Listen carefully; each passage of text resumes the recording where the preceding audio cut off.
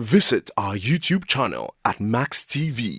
Click on the subscribe button and be the first to get notifications on our uploads. Some Niger Deltans have expressed displeasure over an alleged lopsidedness in the distribution of the recovered Abacha loot to benefit Nigerians across the 6 geopolitical zones of the country. They insist that as the region producing the bulk of Nigeria's wealth, the Niger Delta did not get a fair share of the recovered Abacha loot. Correspondent Lovely Ofigo tells us more. Under the Conditional Cash Transfer Project of the Nigerian Social Investment Program SIP, a total of 703,506 poor Nigerians received 23.7 billion naira from the $322.5 million Abacha loot repatriated from Switzerland as at 31st December 2019. The federal government also decided to use part of the funds from the first tranche of the Abacha loot to alleviate the economic hardship faced by its citizens during the COVID-19 lockdown by further distributing monies to households through the Conditional Cash Transfer Program between January and April this year.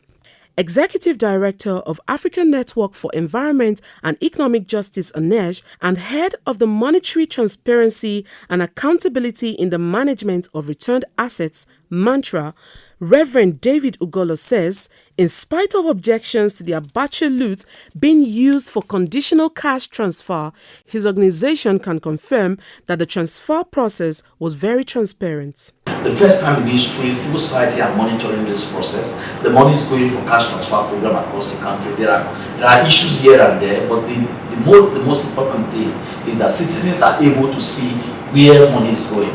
And then we are able to validate whether when the money leaves the central bank, it gets to the beneficiaries across the country. Since 2015, when the federal government kick-started the Conditional Cash Transfer Program, it had funded it through budgetary provisions and has only recently invested the repatriated Abacha loot in the program.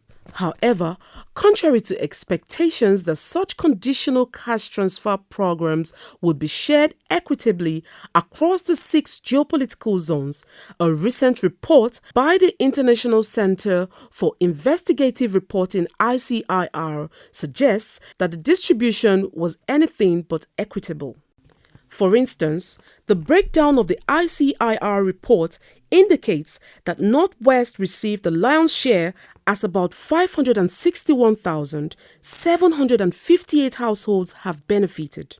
This is closely followed by North Central and Northeast with 321,434 households and 109,442 households respectively.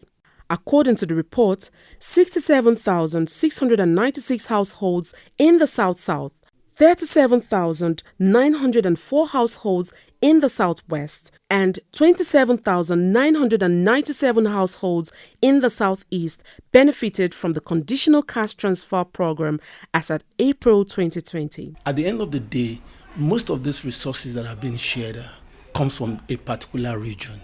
And that particular region is always poorly treated. If petroleum and its products, allied products, constitute 90% of our foreign exchange earning, where did they get money to steal at that rate? It's our money. That money we thought would be shared more 50% to the Niger Delta states.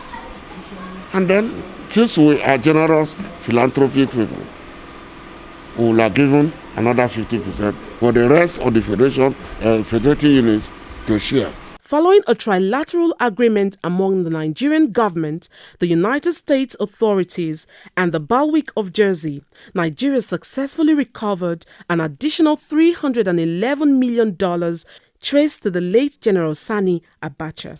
We are excited about the Nigerian government recording this victory.